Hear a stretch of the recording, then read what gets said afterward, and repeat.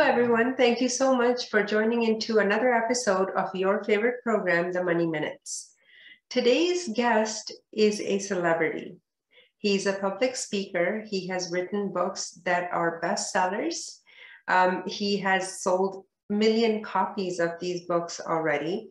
They are all about estate planning and intergenerational wealth transfers. We'll be talking to him today about what it is that we need to keep in mind when we think about estate planning. What is it that we need to prepare before we meet with that lawyer and talk about wills and power of attorneys? So join me in welcoming Dr. Tom Deans. So Tom, welcome to the Money Minutes. Seema, great to join you. Thank you for inviting me. I'm really looking forward to our conversation. Right. And this is value added offer to all the viewers, all the clients that are out there.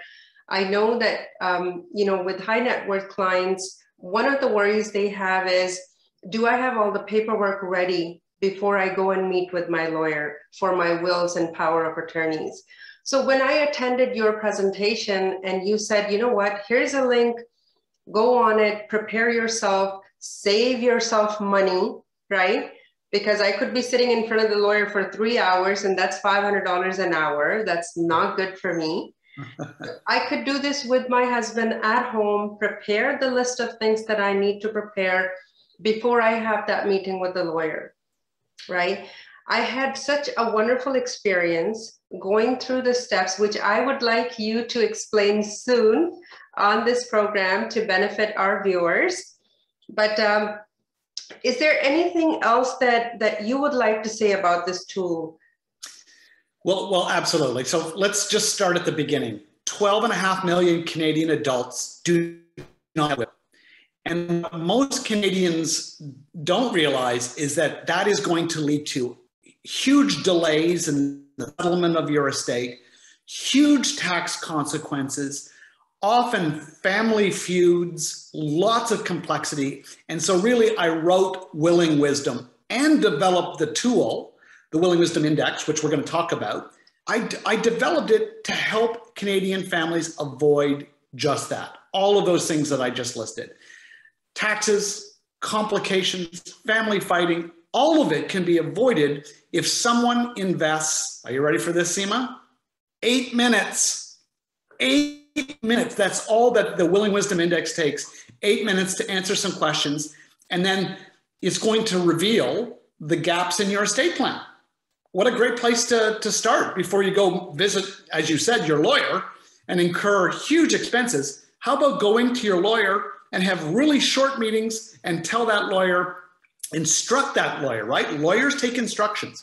Instruct that lawyer to proceed in the following way. And that's what this report, this tool does. It gives people a path. And Tom, thank you for that. 12.5 million people. That's a lot of people, right? What grabbed my attention was when you said this is a estate planning tool. This is an educational resource, and it will save you money. During that presentation, those 3 things actually stayed with me. So I contacted with you, I got the link, I have the report ready. And as you mentioned, if we could walk through the report, I think it would make things a lot clearer for viewers to actually see the value and what it does for them. Perfect. What a great idea. All right, let's get started. Perfect. I'm gonna go right into the report. So here we are.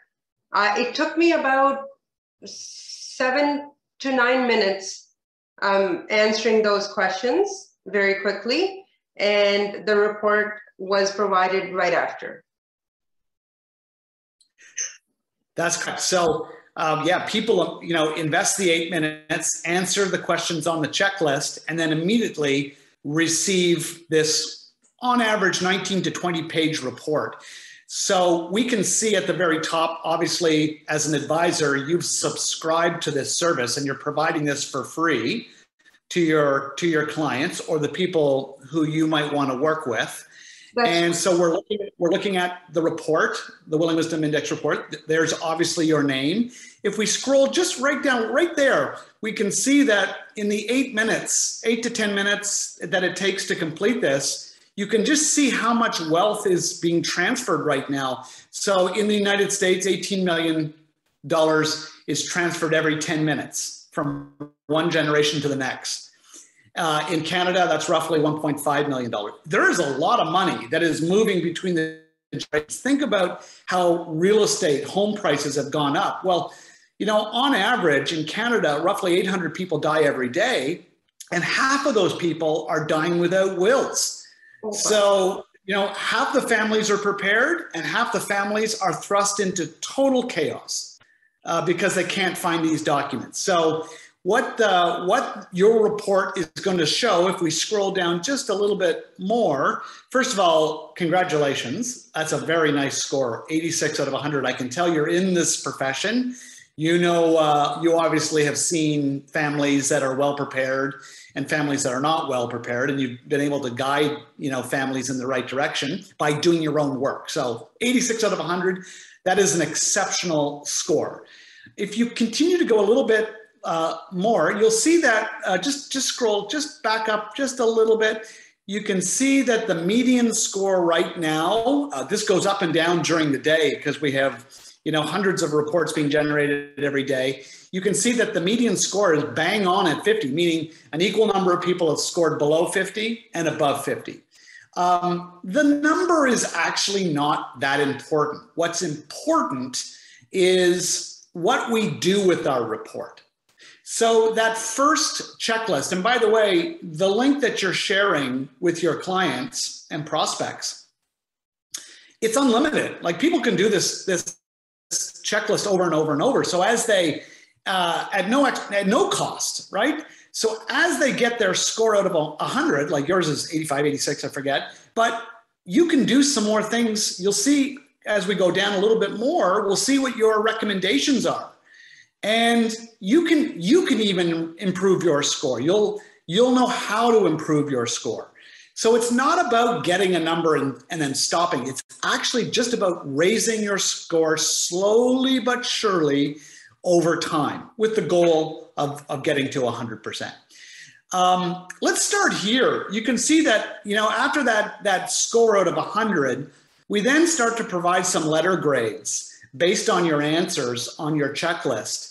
That give you a kind of a score in some key areas: healthcare, taxes. If you scroll down a little bit more, litigation, communication, and of course, planning and governance, right? These are, and we have a little bit of a summary showing you why you got the letter grades that you did. So again, your scores are very, very high. You've obviously made this issue of estate planning a priority for yourself and your family. You've got these documents in place. You're sharing these documents with the people who will be impacted. There's no point, for example, Seema, in having a will and then hiding it from your executor. So one of the ways that you can improve your score is by actually working on the communication and getting these documents, copies of these documents, into the hands of your executor, into the hands of your power of attorney. There's no sense, you know, having a power of attorney and then having that document under lock and key and not in the hands of your power of attorney, and then end up in hospital, and then no one can actually produce the document so that they can serve you, right?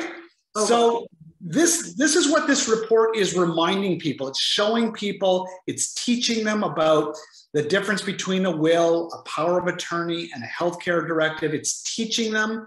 So, and then explaining how these documents can be drafted, some of the major decisions that have to be made before you go to your lawyer, so that you really produce a really great estate plan.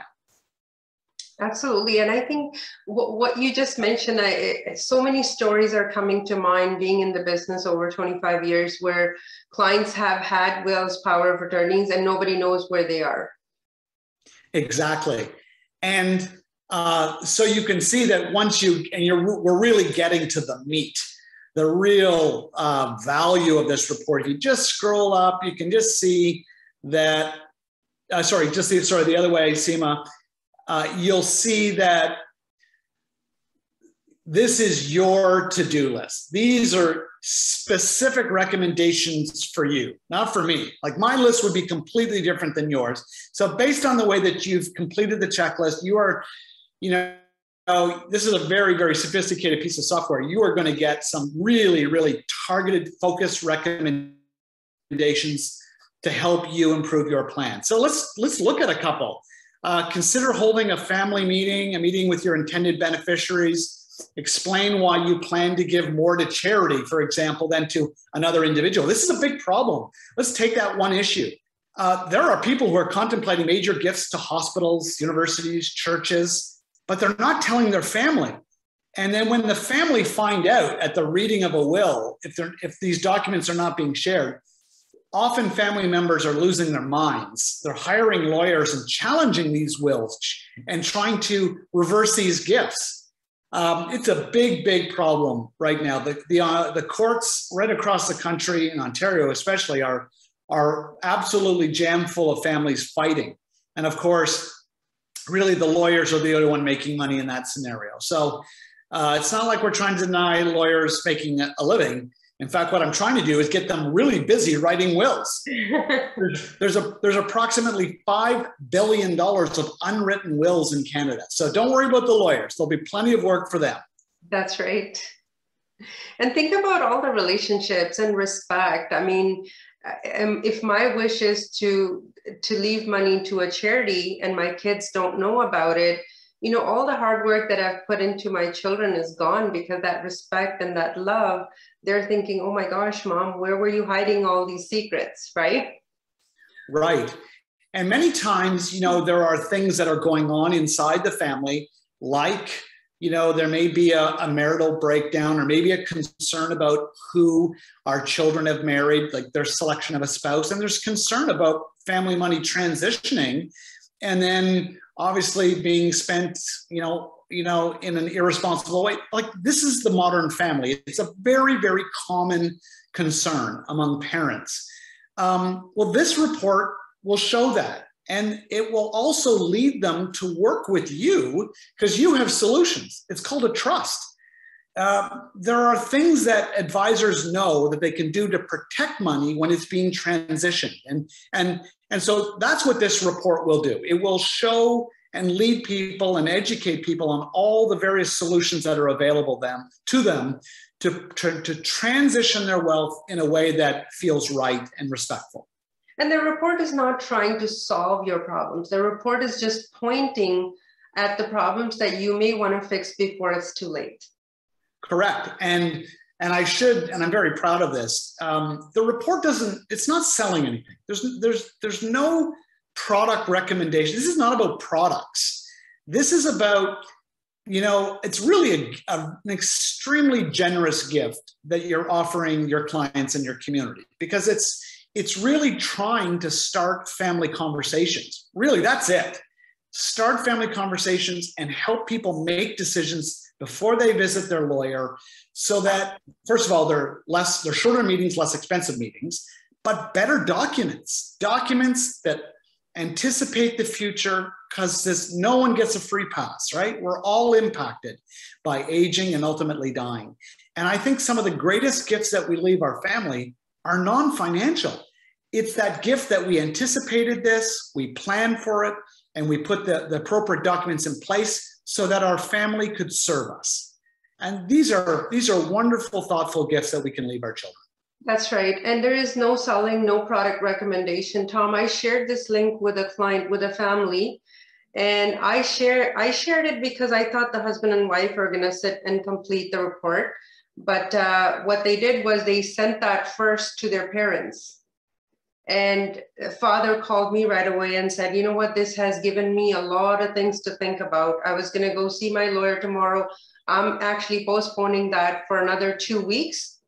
I'm going to have a meeting with my family, my kids first before I book that appointment. So it gave me a lot of pleasure that, the tool is actually working. It's not costing them any. Yes, I subscribe to it. It's my tool, but it's provided to everyone at no cost. So thank you for helping me do that. Well, Well, my pleasure. I mean, I just really want to underscore that this is not a tool that judges people. Like some of the most brilliant and accomplished people in the world have done no estate planning. There will be a billionaire who dies this year, either in the US or Canada, without a will. So this is not about making people feel inadequate. It actually takes great wisdom and introspection to say, I should do this. I need help. It's not about people judging you. It's, in fact, I think some of the most impressive people have some of the lowest scores, because I think they want to improve. They want to do something. And it's okay to have that low score, because the example I just gave you, that's exactly what they said. Oh, I feel so bad. My score was so low. I said, it's not about feeling bad for the score. It's all about knowing these things in advance so that you're better prepared. Yeah, and then taking action, and then redoing the checklist and watching your score go up, up, up, up. It only takes 8 minutes. Like it should be fun. Yes. It should be a little competitive, and it should be fun to see, your score go up over time. And it doesn't have to go up over, in a week or a month, but slowly but surely you can continue to just knock things off, cross things off your list, the list like you have in front of you. And it should be kind of fun. And I think it's very interesting when you told that story about, your client sharing it with their parents. I just think it's worthwhile mentioning, in the middle of this COVID crisis, that there are, adults who are worried about their parents in their 70s or 80s ending up on a ventilator, and then not having a document that would give them the authority to go into the hospital and advocate on behalf of their parents. Because if they don't have these documents in place, the hospital will not acknowledge, even though you're your children, it's not good enough. It's not enough. Yeah. You need these documents in place. So Tom, all those points are really valuable and good points. Is there anything you would like our viewers to know about this tool or about this report, which kind of takes them right to the meat of it? Yeah, if you just scroll up just a little bit more, again, we're going to go into just a little bit lower now. We're just going to get to that title. There it is. This section makes up the bulk of people's reports. This is where we go into, and you can keep scrolling. You can see how we go right into the detail and remind you of we also tell you what you've done well. And right? Like, you have an updated will. Awesome. There's a lot of people who have wills, but they're like, maybe there's been a new birth of a grandchild, but the will hasn't been updated. That's going to cause a problem. There are some people who are listening today who have a will, and I'm not kidding. SEMA, they have a will, but their executor is dead. We often select executors who are older than us because they're wiser and responsible and mature, and they're gone. That's a big problem. We've started a business, sold a business, new heirs, people have died, like beneficiaries that are not here. Lots of changes. Your wills, your documents have to keep pace with your life. So this section of the report is going to go into that and show you why that's important and how to keep it up to date. Very nice. I like the kudos that it gives me that you've done this right. You've got the papers ready, you got the executives ready, you got all your beneficiary, but I didn't even think about what you just said. Like, what if things keep changing? Do you suggest once every 3 years people should update their will? So what's the time period you would recommend? I actually review my will once a year. There's only 2 paragraphs that I read that really deal with my beneficiaries. I just want to make sure that nothing material has changed, that people are still alive, that they're still the right people that I want to receive my wealth, my assets. It's less than 2 or 3 minutes. 2 or 3 minutes a year. That's it. And it's amazing what changes in the course of 1 year. Amazing. And so instead of having to rewrite your entire will, you can call your lawyer and say, I need to make a very small amendment. And there's something what's called a codicil. And it's an inexpensive way of amending a will. So it's fast and inexpensive. And that saves our clients money as well, right? Just going to the lawyer and saying, we want to make this one change. And could you do that? Instead of sitting down, having that conversation and paying another $1,700 or $1,800 just to get the will updated. Correct. Right. I actually have gone through this report, and this was the most concerning part to me, because you're in the top 3%. I know you said 50% of people have wills in Canada, but this tells me that 97% are not really taking care of that will. 97% of Canadians are really terrified of this subject. They're afraid of the subject. It feels sad. It feels dark. It feels awkward. And of course, the ultimate price that we pay is that the government will collect more tax from you, and lawyers will collect more fees because of this disorganization or family fighting, right? So by not looking at this subject or by ignoring it, the problem doesn't go away. We just sweep it under the carpet, and then we push those costs down the road, and then our family remember us not for, all the great things that we did, raising a family, working hard to create wealth. They remember the last thing, which was the chaos and the confusion and the disorganization. Absolutely. And that's not the legacy that most people want. No. And we, out of love, out of the goodness of our heart, we want to make sure we leave our state to people that care for us. They have no trouble. They don't have to go through probate. All those good reasons, they disappear if they're having trouble, right? Correct. Absolutely. Well put. So, Tom, just to close this off, I would like to know from you, what are the first step, second step, third step to actually creating a proper will and documentation that you require for estate planning?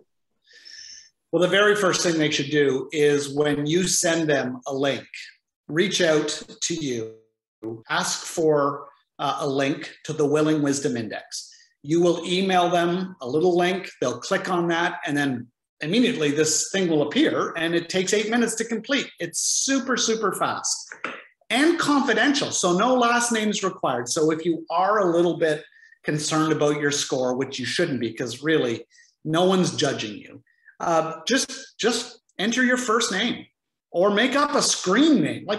This really provides anonymity so that people feel comfortable answering the questions accurately. Remember, good, honest answers in, really great, helpful recommendations, right? So don't answer the questions to try to impress Seema. Just answer the questions honestly, and you'll get the software behind this tool is really, really clever. Based on your answers, it will give you recommendations to help you save money and build a really good, accurate estate plan. That's right. And you know what, Tom, I always say to my clients, I will talk to me if you are confused, do you need a will or not? If somebody is just living in a principal residence, have saved up TFSA and RSP and nothing else, they might not need a will. So I always tell them, go talk to me before you decide I'm going to open up a trust or I'm going to have a will. And then as I see the need, I will point you in the right direction to go through the steps that, as you mentioned, fill out the questionnaire, get a report, go to a lawyer, get all the papers prepared, get your beneficiaries a copy of everything, get your executor introduced to your family. All the steps that you and I have gone through, I think they need to go through that. So well, you're absolutely right, Seema. And you can see why 12 million Canadians don't have a will. Because what you described is really only likely to happen if people are working with a competent advisor. That's right. And I'm not going to say that because I'm not going to sell myself, but when clients do come to me and they get the right advice, there's nothing else that makes me happier than that. Yeah, well, good for you. This is an important subject that most advisors just skip over because you don't make money writing wills. You're just helping people get their affairs organized. This isn't about you selling anything. It's about you educating people and then helping them take the first step, getting them organized. And I just think this is a wonderful gift, a wonderful spirit to help and gesture to help, your clients in an area that they're struggling with.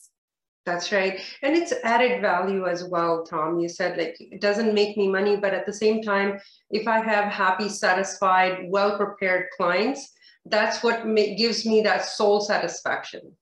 So I want to thank you for your time today. And I'm going to leave your information, your contact information in the video so that if anybody needs to reach out, they can. Thank you so much for your time and have a wonderful day. Thanks, Seema.